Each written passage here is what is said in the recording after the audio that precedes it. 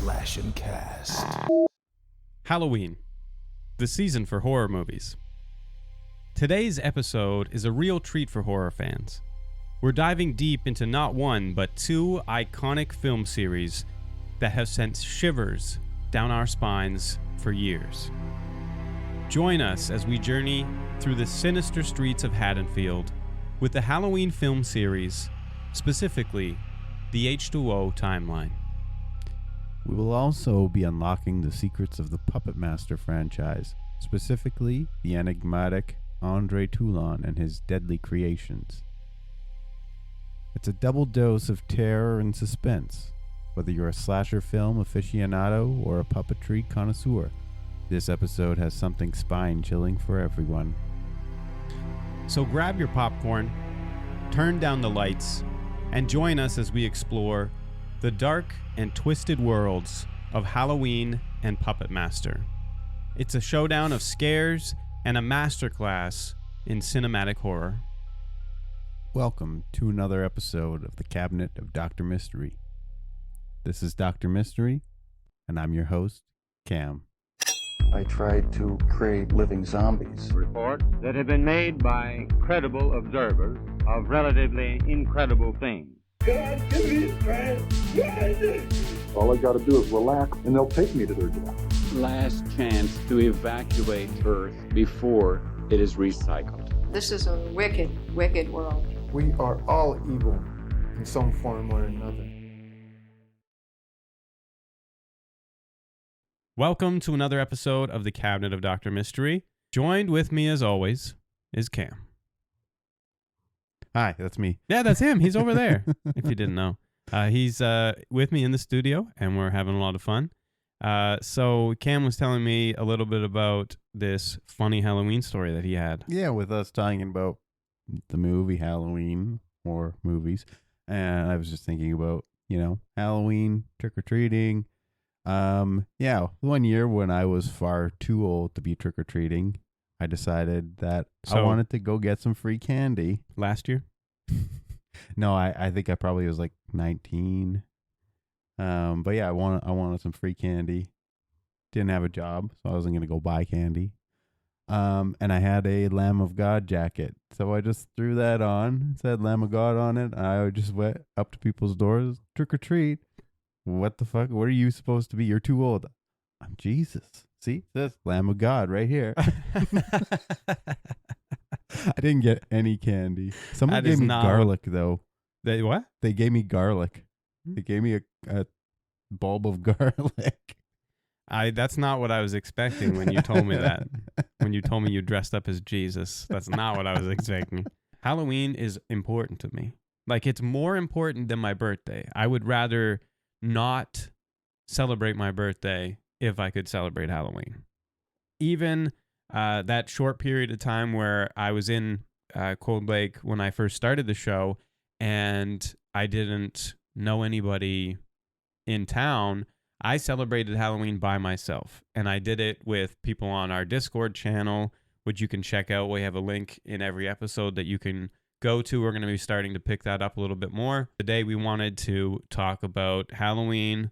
And I wanted to specifically talk about the H20 series because I had never seen it before. That was the one part in the Halloween series that I haven't seen, is the H20 timeline. Yeah. So I wanted to talk about that. So I've got my very wonderful Just the Tip Michael Myers shirt. I love this shirt, but I also don't feel comfortable wearing it quite everywhere. I unfortunately don't own any Puppet Master merch. I would really love to get some of the actual puppets.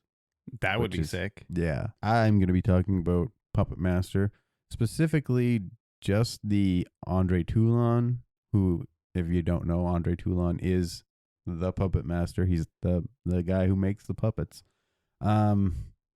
And yeah, so that's only 2 movies out of the 14 movie franchise. That's quite a big franchise. Yeah, I was going to do a few more, and then I realized that he's not really in any of the other movies. I'll talk about it later. Okay. Well, before I start talking about Halloween, why don't we crack a beer? That sounds good. All right. So what are you drinking today? Today, I know what you're drinking. Yeah, I've got another Dino Sour. And I'm going to steal one later. Actually, I brought a different type of Dino Sour for us to split later Oh, because right. I forgot about that. yeah, remember I had said that I was upset because my wife couldn't try them because she's allergic to apricots. Right. Well, they have a blackberry Dino Sour, which Oh. I am really excited to try. Hell yeah. So today I've also got something from Phillips, Tiger Shark. Ooh. Also extremely delicious. Oh man. Mm-hmm. Also, very quickly, I want to give a shout out to Mark. You met Mark last night. Yes, I did. I want to give a shout out to Mark. We bonded over these tiger sharks, and he's been checking out the show, and he's such a cool guy. Glad to have you in the Saskatoon scene here. Cool, man. You're a cool guy. You're a cool guy, man. Right on. Uh-oh, if I can open mine. It's so wet. That's what she said. Ooh.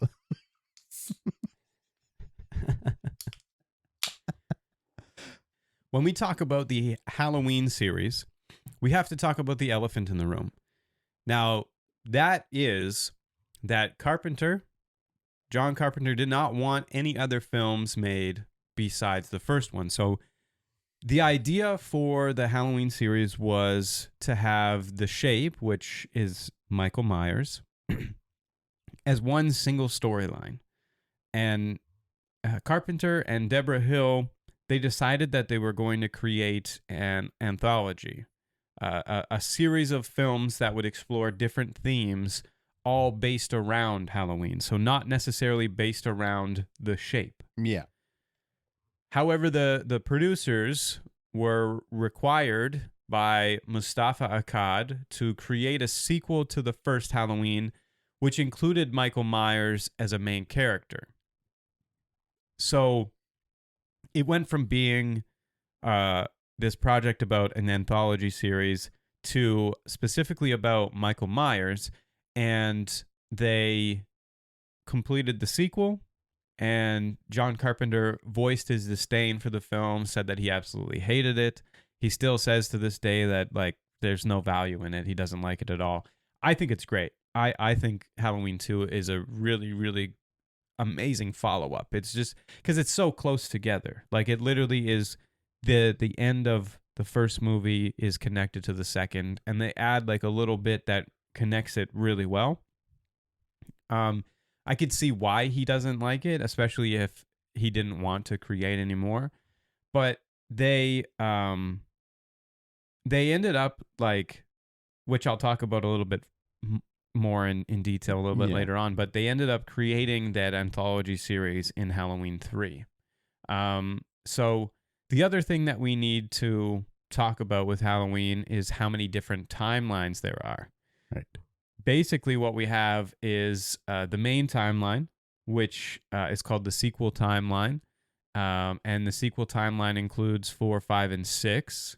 I need to stop you here for a second because I haven't seen any of the Halloween movies. Okay. So, who is it? Laurie Strode. That right? Is that her name? Yes. Yeah. That's the Jamie Lee Curtis. Jamie Lee Curtis. That's Yeah. okay. I'm kind of acting like you, or assuming that people have read watched these, but I guess you're right. I've never seen a single Halloween movie. Okay, so The Shape is obviously Michael Myers. Yeah.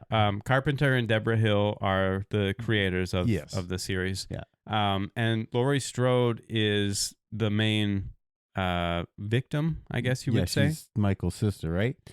So that's the thing. Okay. It's a kind of a point of contention because as I'll get into in just a minute here, there's different timelines assume different things with Laurie's connection. Oh, okay. So in the very first movie, Laurie Strode is the sole survivor.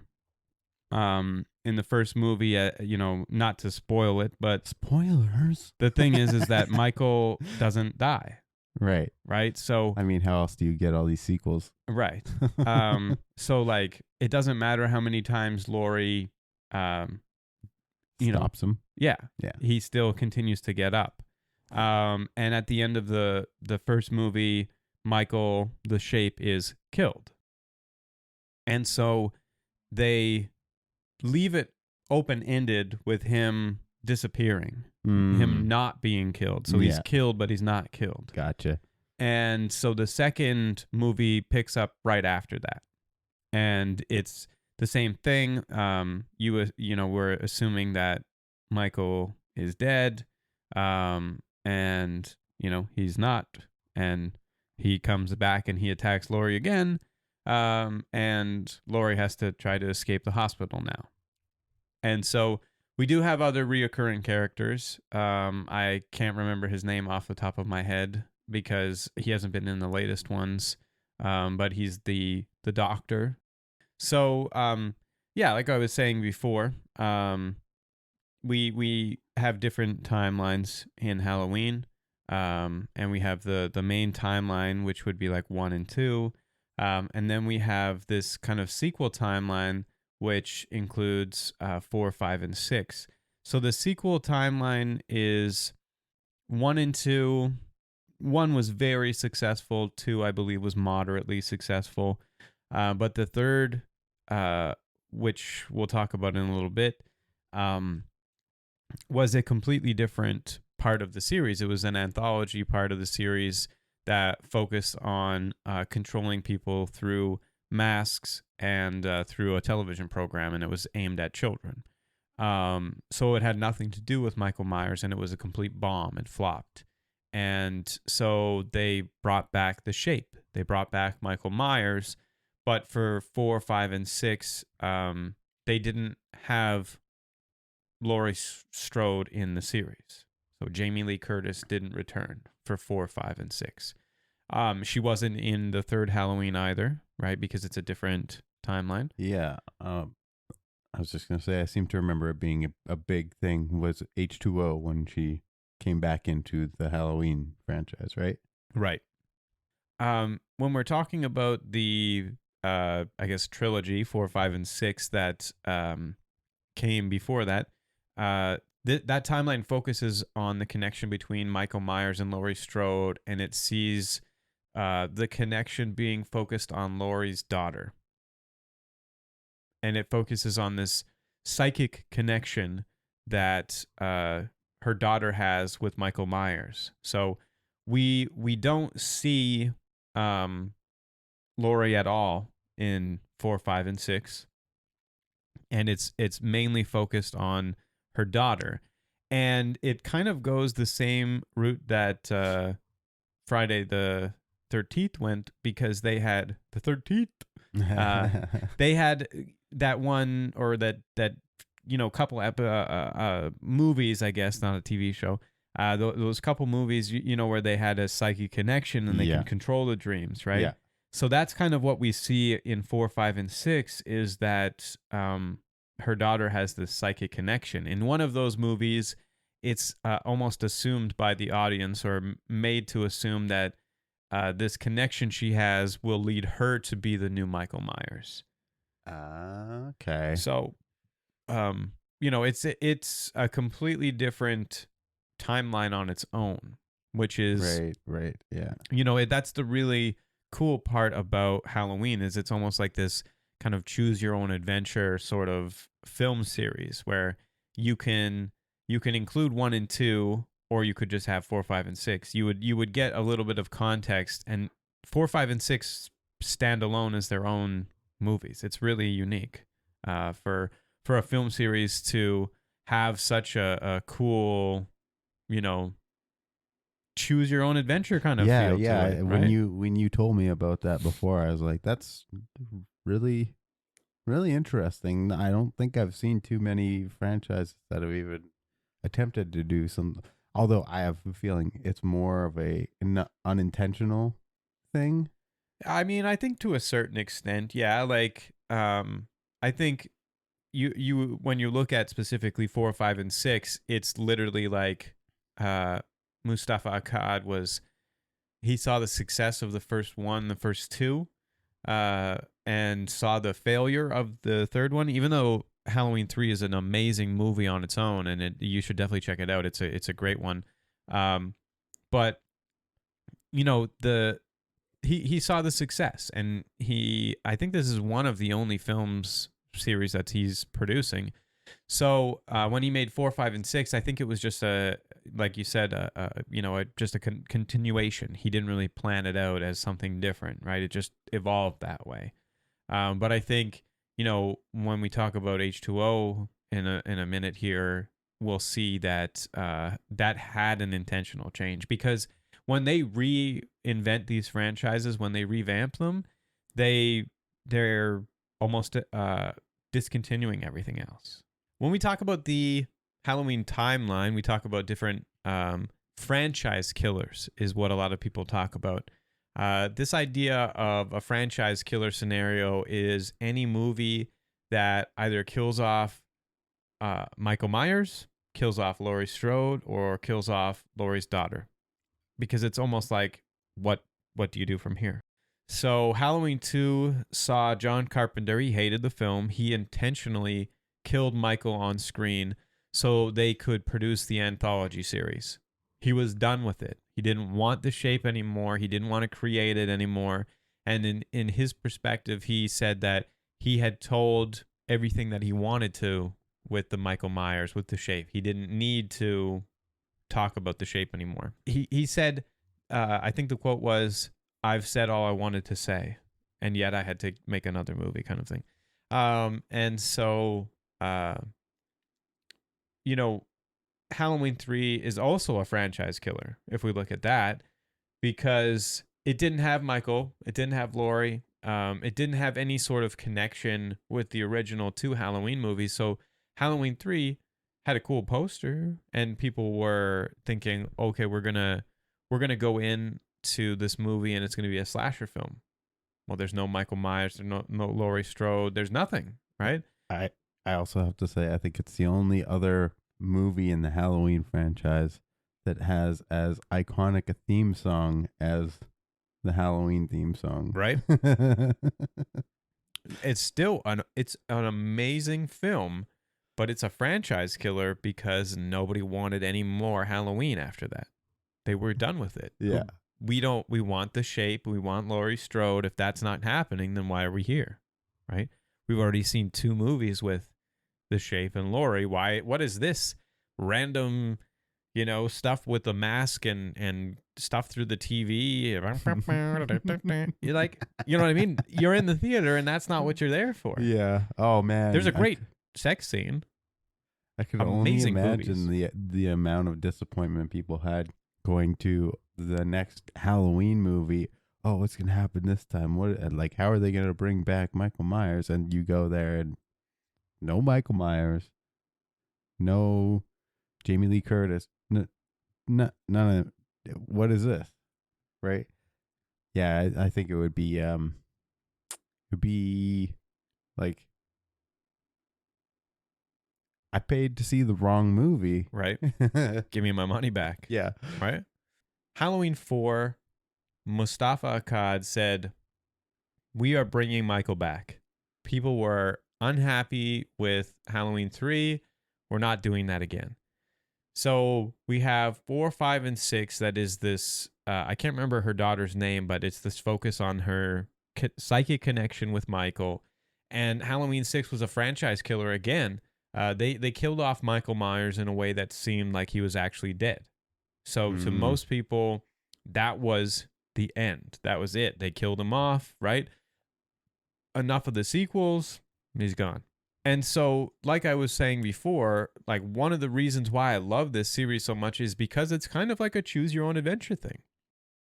This choose your own adventure of horror where you can choose your own timeline, whichever one you like the best, and it has multiple timelines that you can go through, and each of these different timelines have different feelings, different characters, different plot points, and there are even 4, 5, and 6, I would say, are B movies. They're not the greatest, they definitely don't compare to the new. I guess it would be a quadrilogy.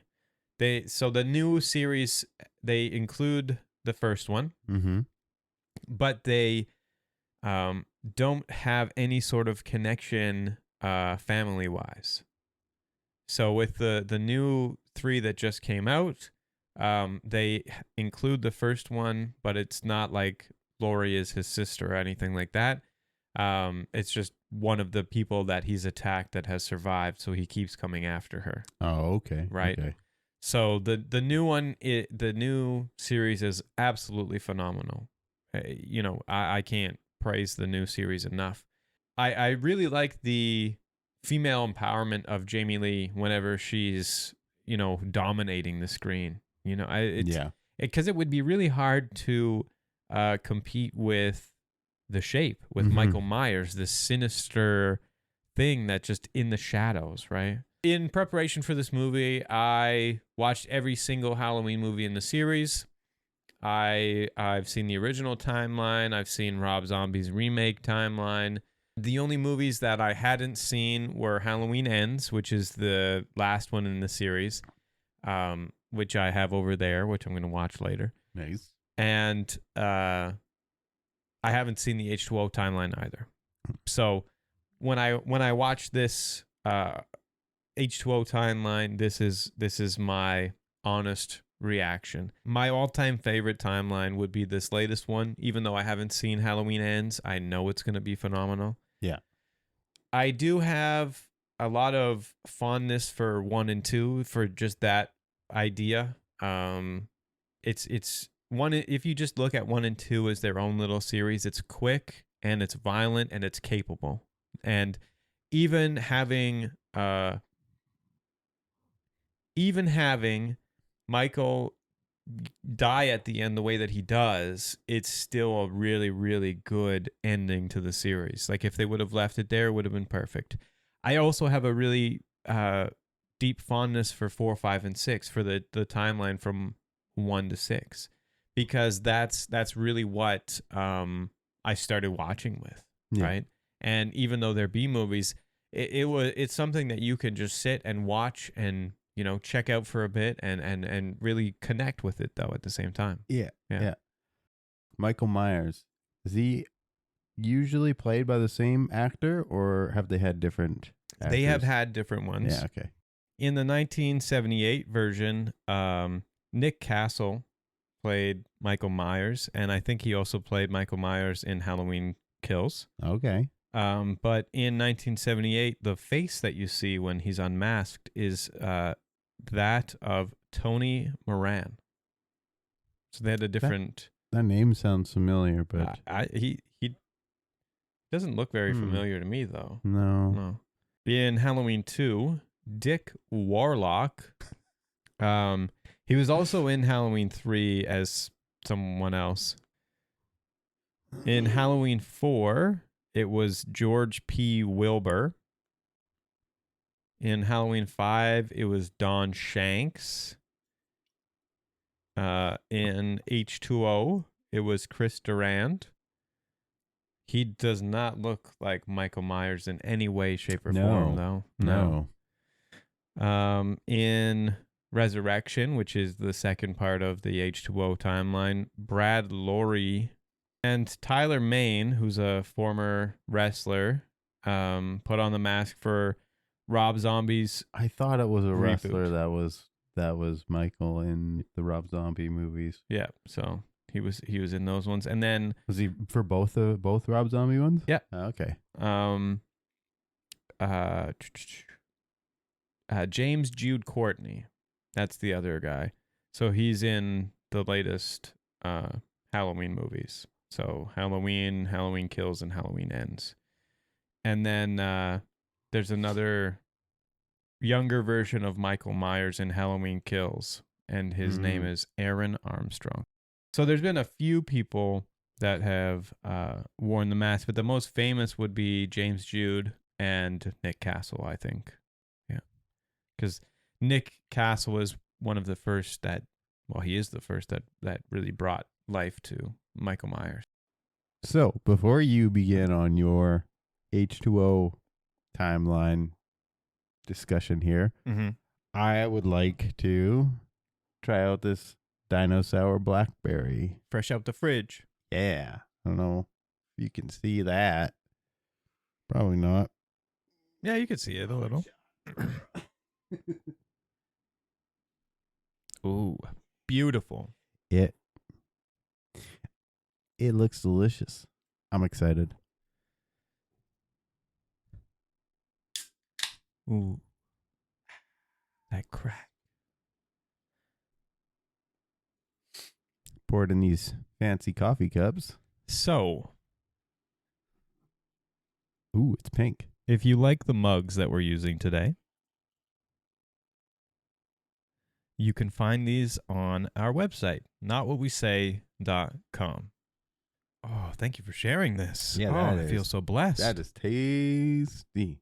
When we're talking about the H2O timeline, when we talk about the first movie, one of my favorite things right off the bat is that we get this cameo from a young Joseph Gordon-Levitt. One cool thing about this movie, though, is that Josh Hartnett, this is his first movie role, which I thought was kind of interesting because he's, been in quite a few Mm-hmm. really popular films. It was interesting that this was his first movie role, I thought. One of the best things about the Halloween series, and one of the most iconic things that everybody knows, is John Carpenter's title track and him doing the soundtrack for most of the films, if not all of them. I'm not 100% sure either way. But this film itself, H2O, definitely falls in the music category where I would say it falls short of expectations. That's what I would say. It's not that great. Oh, really? The soundtrack is not that great. The music is nowhere near as powerful and compelling as John Carpenter's music. Even the title track is different, and it doesn't compare. Oh, I don't understand why you would change like the Halloween theme. That's iconic. That tells you right away this Right. is a Halloween movie. Right? Like I said, I've never seen a single Halloween movie, and I know that song. Like I could hear two notes of it, and I know it immediately. I've seen a lot of other John Carpenter movies, and yeah, he knows how to write fucking music. He really does. Yep. Did you know he has his own band? Yes, I did. Yeah, he's not a director anymore. Now he's a musician. Yeah. I mean, fire it up, dude. Oh, yeah. His music's dope. Oh yeah, It's Yeah. amazing. Yeah, he's amazing on the synthesizer. Oh, man. An absolute legend. Like, who can compare? Think about all the years of experience he has, right? Mhm. Right? Just that alone. Yeah. Even without his creative drive and just how his music is like amazing. Yeah, I can't think of too many other directors who compose the music for their movies as well. Right? And it just goes so well. Mm-hmm. It's just a beautiful piece of art altogether, Oh yeah. Yeah. So in this film, there's kind of this almost meta moment where John's girlfriend talks about her analysis of Victor Frankenstein and his monster, right? And I thought this was really interesting because she talked about confronting the monster, which could be similar to Laurie confronting Michael. And it's also a bit of a callback because in the very first Halloween movie, we hear Laurie talking about fate, and this is another kind of question about fate. And throughout the entire first part of this movie, we see just how on edge Laurie is, and we have these glimpses of how Michael has haunted her throughout her entire life since her encounter. And we see this throughout like little moments in the film where Laurie believes that she's seeing Michael. She sees his reflection in the mirror and panics. She sees his shape, his shadow, following her down the street. So when we actually see Laurie see Michael for real in person, you do get this real sense of feeling that she can't believe that it's real. that Mhm. she thinks it's one of these visions, one of these issues that she's been experiencing, right? They make up for the shitty nurse killing at the beginning with all the other kills. So I got to say, I'm pretty impressed, for this movie. The nurse killing scene, like that, it was pretty pathetic, honestly. It was really bad. Is it like poorly choreographed or just cheesy? It was poorly choreographed. It was like the scene, him cut, like it just didn't line up. It just didn't work. The whole thing was just a mess. It was, and when you're working on something like this, you need to have a really strong opening scene. Mhm. It did not work. It didn't look real enough. It wasn't visceral. It was very, very sad. I do like most of the other kills in this film. I think that this is a really good film overall. I'm not going to say it's my favorite by any means, but it was a really fun watch, and I would definitely watch it again. The scene where Laurie finally figures out that she's not hallucinating and Michael has actually come back for her is incredibly compelling. Like I was saying before, when we see that look on her face, it's real. Like she does such a good job that you can feel almost like PTSD through the screen. You know, this feeling of, I'm hallucinating again. I'm having a vision. I'm just like afraid. Don't be afraid. And then she finally realizes this is really happening. Like this is what I've been panicking about this entire time. Overall, this film has some mediocre kills. It doesn't have a whole lot of gnarly kills, not anything comparable to the first one or two. I think 4, 5, and 6 are decent in their own right. And, Rob Zombie's really good in his own right as well. So I don't think that this lives up to the Halloween standard of the original, but also 4, 5, and 6 don't either. So I think it's a cool storyline, and I'm glad that I checked it out, even though it's a little tame for my liking. I don't think it's something that I would regularly put in my watch. It's not something that I would revisit on a regular basis, but I would watch it again. The concept is really cool. The idea and the plot points that they go through is really cool. Like I said, it's a little too tame for me, but I feel like Jamie Lee did a really good job. And a cool fact about this film, during the scene where Norma, the secretary, is leaving, she stands in front of her car, and that car is from the 1960 movie Psycho. And the music playing in the background at this part is also from the movie Psycho. And Janet Leigh, who plays Norma, the secretary, also played Marion in Psycho. Yeah. So, they kind of pay homage to her. Janet Leigh was actually Jamie Lee's mother. Oh, Yeah. that's cool. I guess to sum up H2O, the 20 years later movie, during a 2018 interview, Jamie Lee Curtis kind of summed it up as best as I could. H2O started out with best intentions, but it ended up being a money gig. The film had some good things in it. It talked about alcoholism and trauma, but I ended up really doing it for the paycheck. And I think that really shines through. And it's not that Jamie Lee Curtis is to blame here, right? Like it's everything. It's everything about this entire thing. It's another sequel money grab, I guess, right? Especially in the 90s, that was all. Yeah, every franchise was just out there. There's not a lot of really good, groundbreaking horror movies. Not to say there are none, but a lot of the ones that came out in the 90s, especially towards the later 90s, were definitely, they seem to be cash grabs. In the commentary for the film, she actually says that the film, in her mind, doesn't really begin until an hour and 10 minutes in, because not much happens for the first hour, right? It's basically just them setting up a plot point. So they kind of, so I guess I should say that this movie, and also Resurrection, which we'll talk about in a minute here, it is a continuation of the first one. Like I think I said that at the beginning, but it's almost treated like a standalone movie. The way that they introduce the plot and everything like that, they stretch it for an hour. Right. So this timeline is Halloween, the original, right? And Yes. then H20. Yeah. And then Halloween Resurrection. Yes. Yeah. Is it just the three movies? Just those three. Yeah. And so they cut this connection, like they're not related or anything like that kind of thing, right? And it's still a great film, and it's another one of those choose your own adventures. It's just not, top tier choose your own adventure. If I could sum this film up in one sentence, it's a drama film with Michael Myers at the end. Gotcha. It's not quite as powerful as the other movies, right?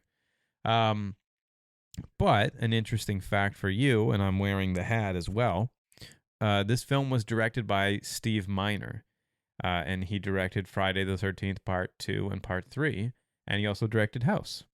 Oh, okay. So I was expecting a lot from this, and honestly, I was definitely underwhelmed. Okay, yeah. I was going to ask you because John Carpenter did the music for it. Did he direct this?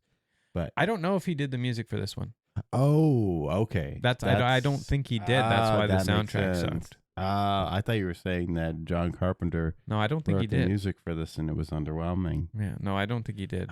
Okay, because that really surprised me. I was like, I thought John Carpenter knows how to compose.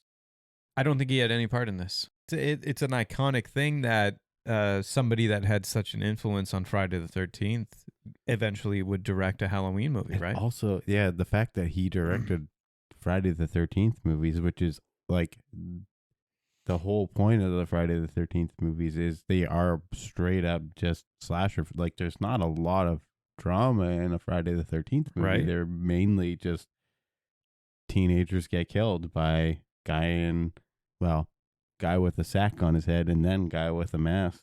I think maybe he took this as an opportunity to create something different. And it is a good film in its own right, and it's a good film. When we're talking about Halloween Resurrection, the first thing that I want to say is that this is probably my least favorite movie in the entire series. So they all of these different timelines, they all connect to the first Halloween. Not necessarily. Which ones don't connect to Halloween 1? When we're looking at this little infographic that we have here, you can see which ones are connected. Yeah. So 1 and 2 are connected, and 4 takes place right after Halloween 2, right? And so that is its own little timeline there. So when you look at Rob Zombie's Halloween, that connection. Oh, it's literally not connected to any of the other Halloween movies. Right. So it's just they're two standalone Halloween films. So okay. So 2007 Halloween is a complete reinvention, and then Halloween 2 picks up after 2007 Halloween. And it's been a while since I've seen either of these, honestly. But they were fun watches. It's just like a completely different movie. But then, so when we look at the H20 and the Resurrection timeline, you can see that they're connected right here as well. So the H20 and the Resurrection take place after Halloween 2. So Gotcha. These two are connected there. And then when we look at the 2018 Halloween, you can see that John Carpenter didn't want it to be connected to Halloween 2. So the newest series takes place after the original one. Gotcha. Because like I said, he hated that film. Yeah. I thought it was a wonderful film. I thought he did a really good job, but he made sure that at the end of it, he killed Michael so he could try the anthology series. Yeah. Spoiler alert. Spoiler alert. Spoiler alert. Spoiler.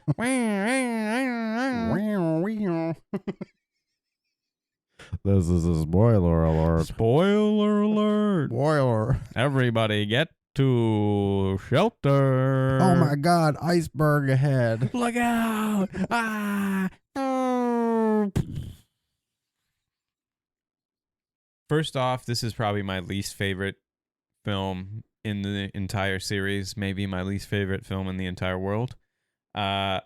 Jamie Lee Curtis said that she was done with the series after H20 and would only come back if they paid her a fortune and if they guaranteed to kill her in the first 10 minutes. So, yeah, like I hate this movie. Jamie Lee Curtis hated the script. The only reason that Jamie Lee Curtis came back to do this film, Resurrection, was because she wanted to bring back Laurie Strode and do H20. And the only way that she could do that film was if she signed on to do 2 movies. So she ended up having to do this movie, and she agreed to come back if they paid her a lot of money. Gotcha. Right?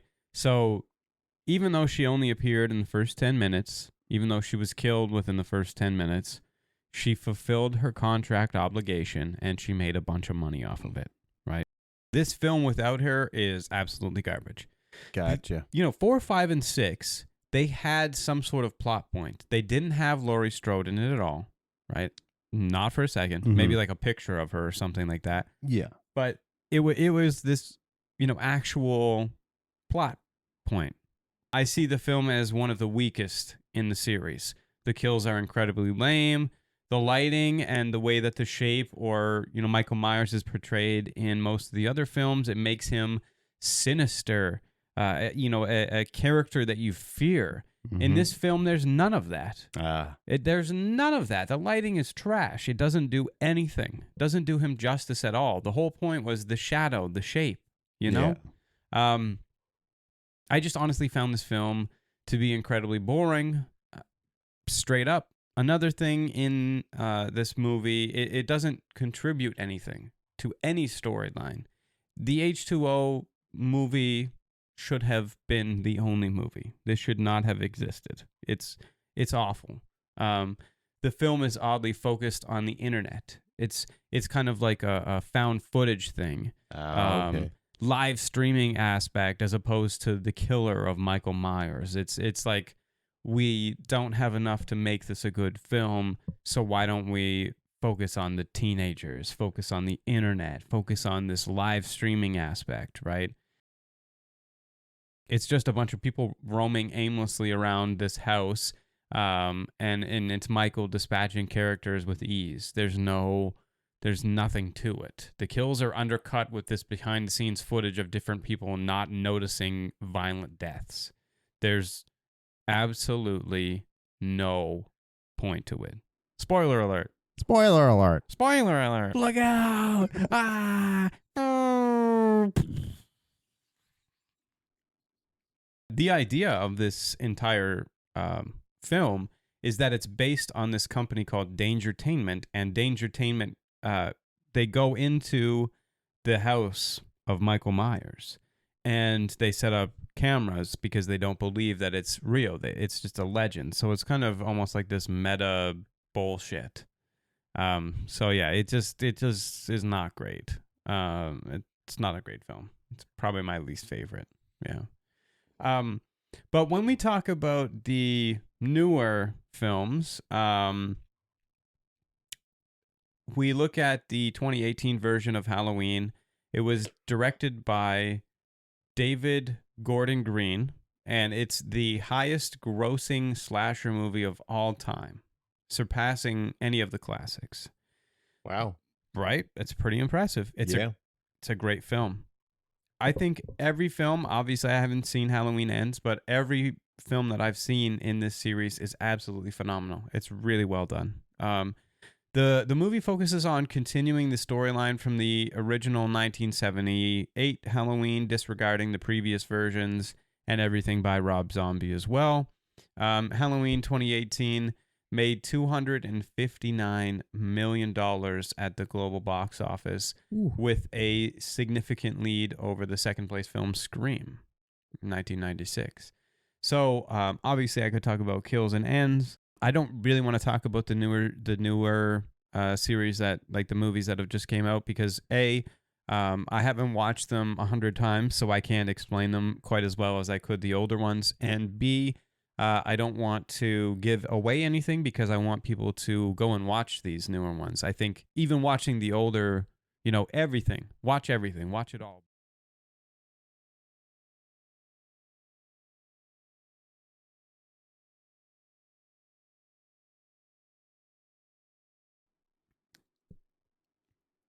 Oh my God. Oh my God. Yeah.